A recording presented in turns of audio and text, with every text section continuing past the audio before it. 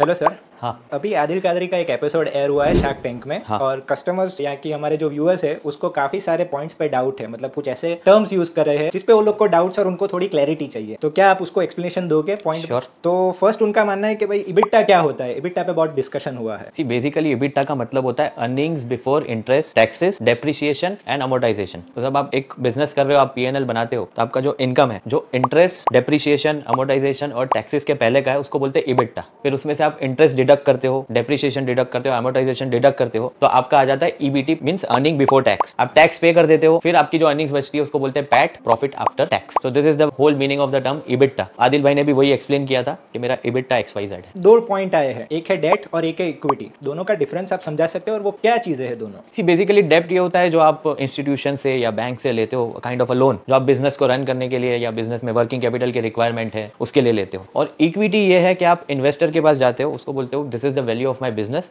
और मैं आपको मेरी बिजनेस में XYZ शेयर्स दे रहा हूँ और उसके बदले में आप मुझे XYZ अमाउंट दोगे। जैसे कि आदिल भाई ने बताया कि मेरे बिजनेस की वैल्यू है 100 करोड़ और मैं 1% इक्विटी पे 1 CR आपको मुझे देना है। So this is called equity. So equity में investor becomes the partner in the business. Shark Vineeta Singh ने उनके बिजनेस में इन्वेस्ट किया है, जो बोल रहे थे कुछ रॉयल्टी के रिलेटेड। तो आप बता सकते हो रॉयल्टी क्या है? रॉयल्टी यही है कि to safeguard the investor from incurring loss till the time the 1 crore rupees gets covered on the percentage basis from the sales में से जैसे ही वो कवर हो जाएगी वहां तक वो रॉयल्टी लेंगे उनसे, बिकॉज वो फेस भी है ना, इनको फायदा भी होगा बिजनेस में। एक बिजनेस में टर्म यूज हुआ है कस्टमर एक्विजिशन कॉस्ट, उसका मतलब समझा सकते हो? See basically customer acquisition cost ये होता है कि आपने कितना मनी स्पेंड किया है वो कस्टमर को एक्वायर करने के लिए। फॉर एन एग्जांपल, आपने एक कस्टमर को एक्वायर करने के लिए 1000 रुपीज स्पेंड किया बाय एड कॉस्ट और बाय एनीथिंग, एंड देन वो कस्टमर लाइफ टाइम आपका कस्टमर हो गया। तो अगर आपने 1000 उसके पीछे खर्चा किया और वो आपका लाइफ टाइम कस्टमर हो जाता है और उसकी लाइफ टाइम वैल्यू 10,000 या 12,000 है, इतने का गुड्स वो आपसे खरीदेगा, तो it is a good bargain. Profit margin की बात करते हैं, दो टर्म्स आए हैं, ग्रॉस मार्जिन और नेट मार्जिन। दोनों में क्या डिफरेंस है सर?